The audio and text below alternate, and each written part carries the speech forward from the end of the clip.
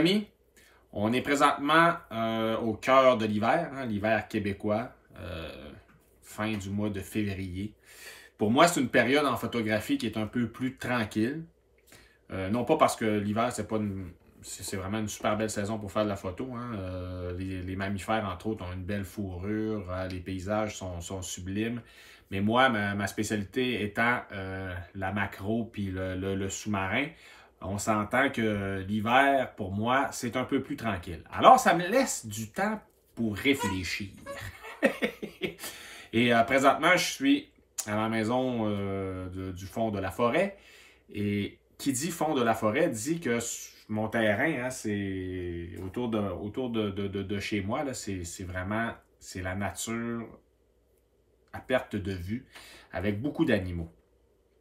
Et je caresse un projet. Ah bon, la maison, je la rénove. C'est une petite ancestrale qui a subi les affres du temps. C'est-à-dire qu'au Québec, on a tendance à mettre du plastique par-dessus le patrimonial. Alors moi ici, ça fait partie de ma mission, c'est d'enlever tout ce plastique-là.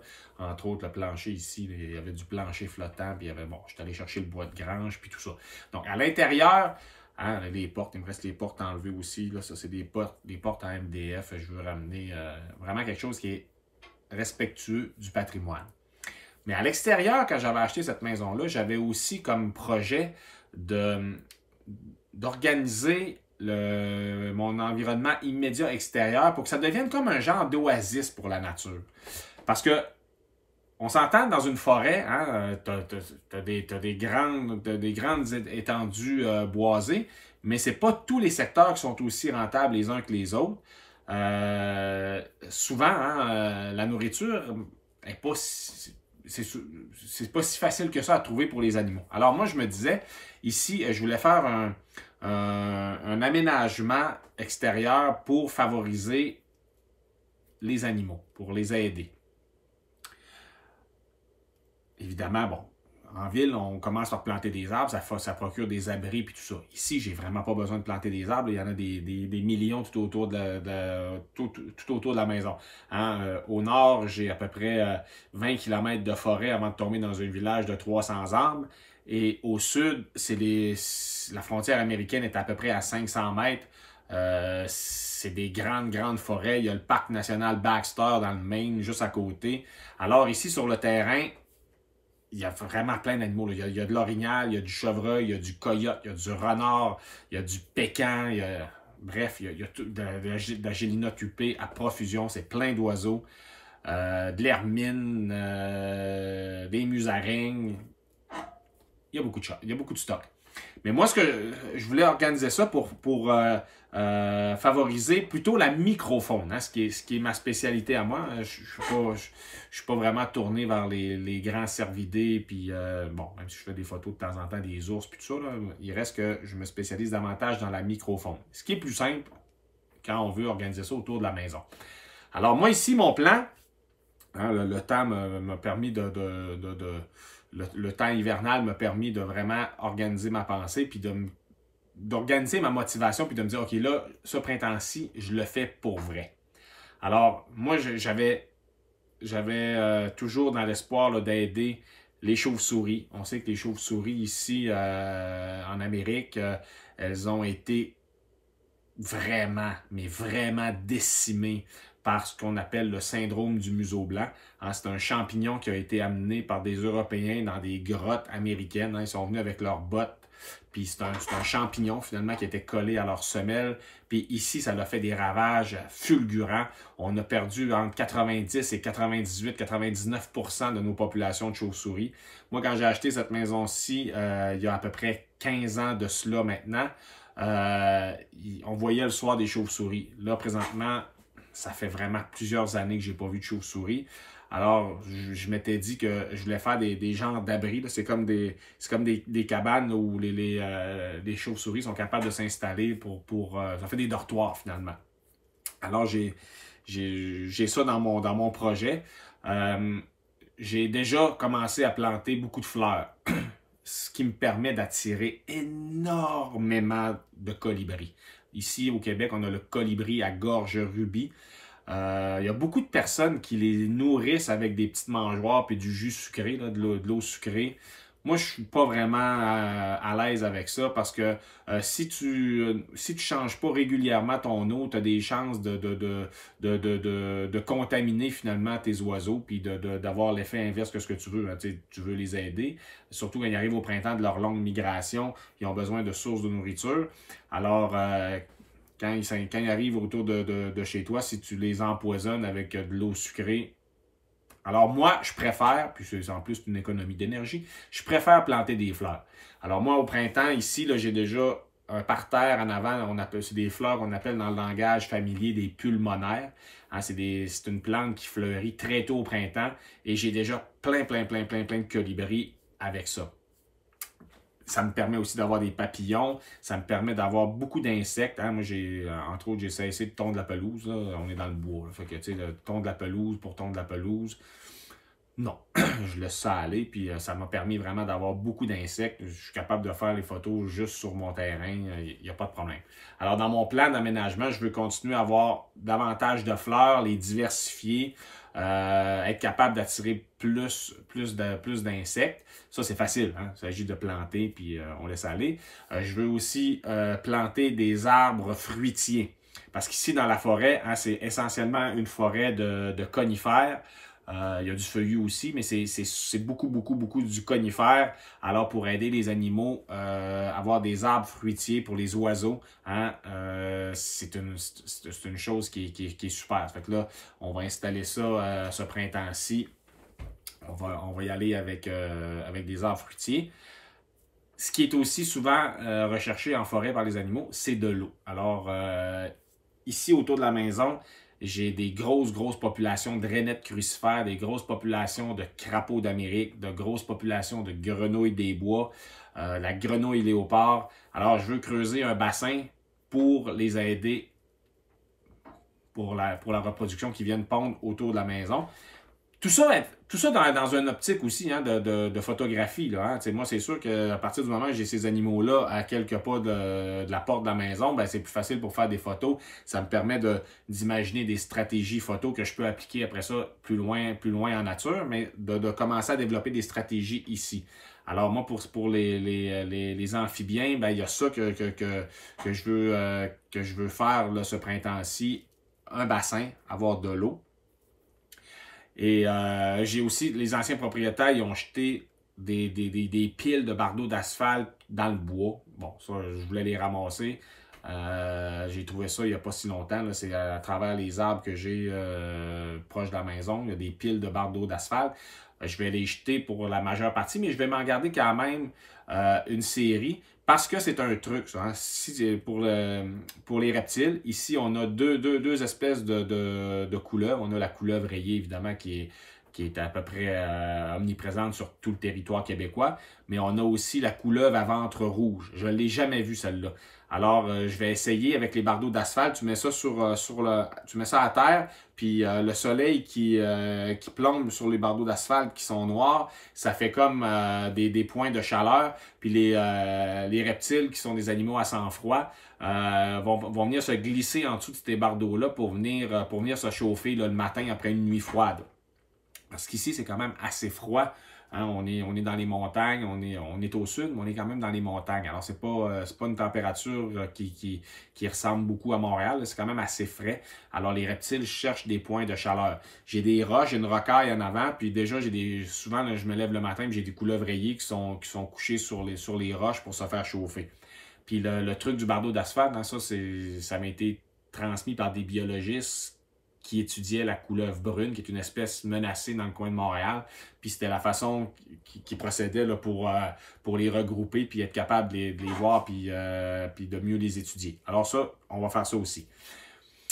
Tout ça pour dire que j'ai un printemps qui s'annonce assez occupé autour de la maison, travailler le terrain en fonction de la nature, pour aider la nature, puis aussi pour m'aider dans mon travail de photo.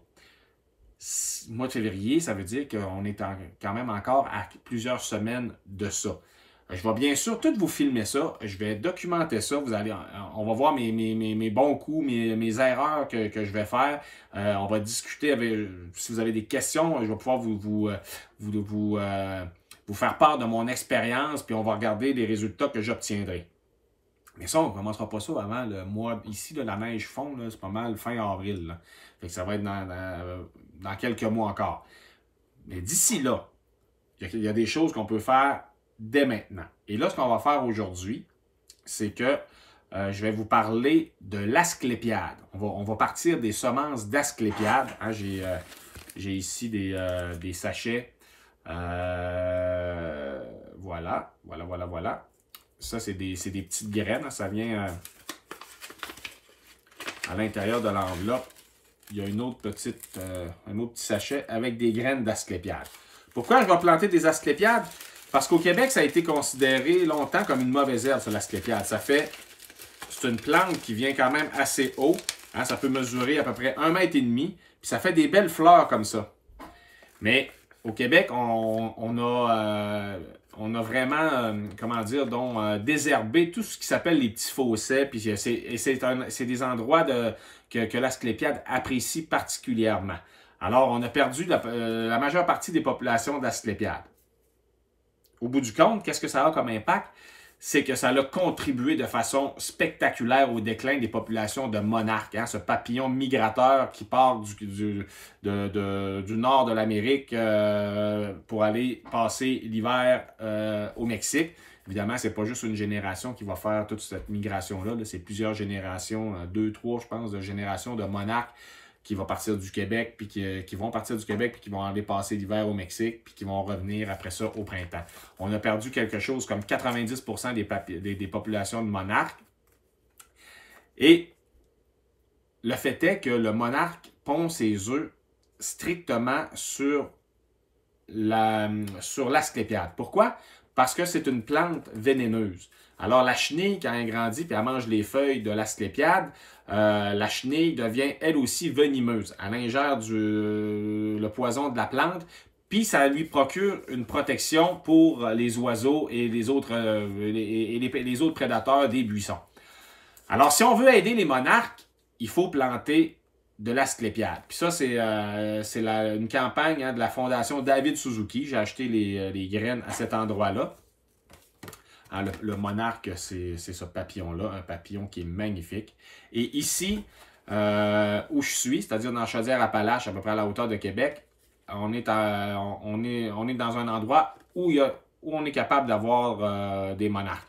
Alors, pour donner un coup de main à la population, je vais planter ce printemps-ci de l'asclépiade autour de la maison. J'ai déjà un grand champ de verge d'or à côté, qui est une plante qui est vraiment appréciée par les insectes. Mais si on veut aider les monarques, c'est vraiment l'asclépiade. Et là, ce qu'on va faire aujourd'hui, c'est bien simple. On va préparer les boutures.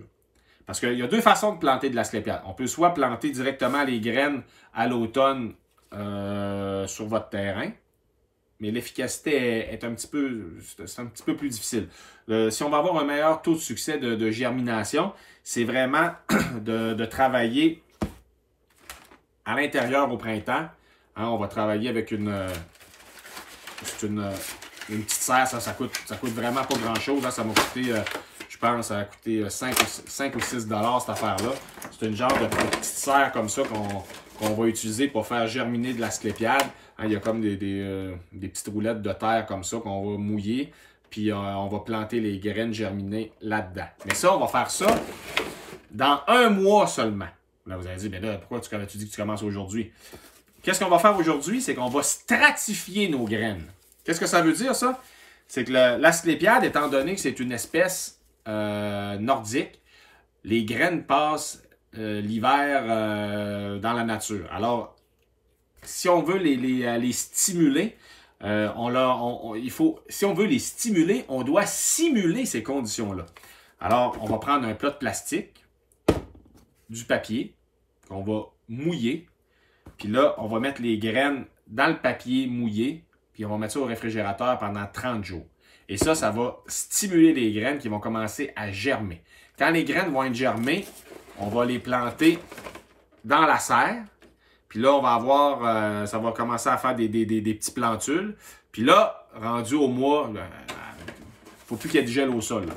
Mettons ici, là, à partir de la mi-mai, on va pouvoir commencer à planter l'asclépiade sur le terrain. Mais là, pour aujourd'hui, tout ce qu'on va faire, c'est vraiment prendre des graines, mouiller le papier, mettre ça au réfrigérateur. Je fais ça, puis je vous montre le résultat. Bon, alors c'est super simple. On va commencer par faire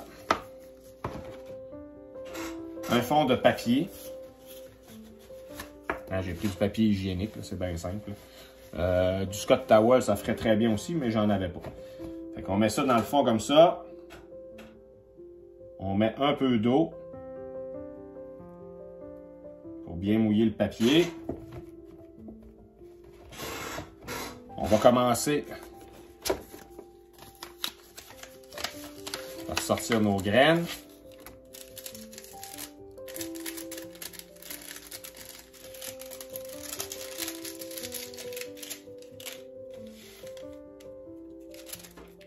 C'est des graines, c'est quand même des grosses graines. Puis là, on les met tout simplement sur le papier.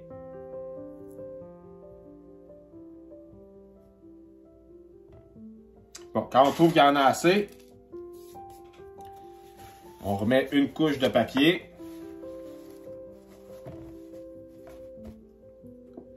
On humidifie à nouveau.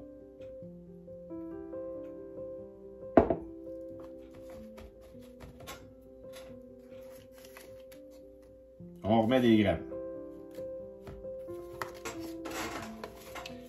On avait quand même plusieurs sachets parce que, évidemment, le taux de succès de germination, ce n'est pas toutes les graines qui vont germiner. Alors, moi, je veux me donner... je vais mettre toutes les chances de mon bord. On va en mettre plus que pas assez.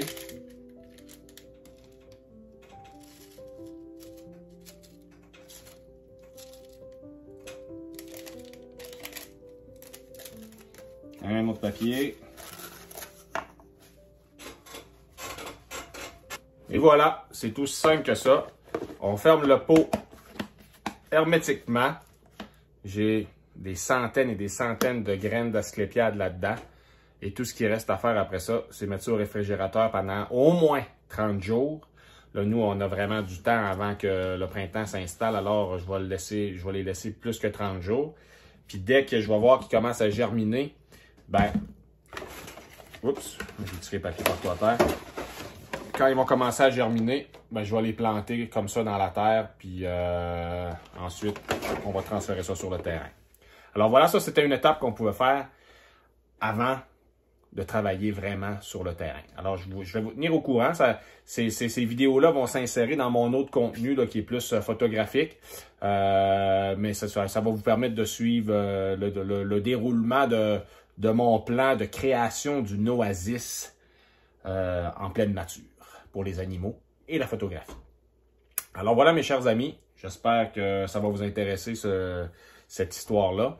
Là, il commence à faire un petit peu plus... Hein, on commence à sentir le printemps qui s'en vient tranquillement, pas vite.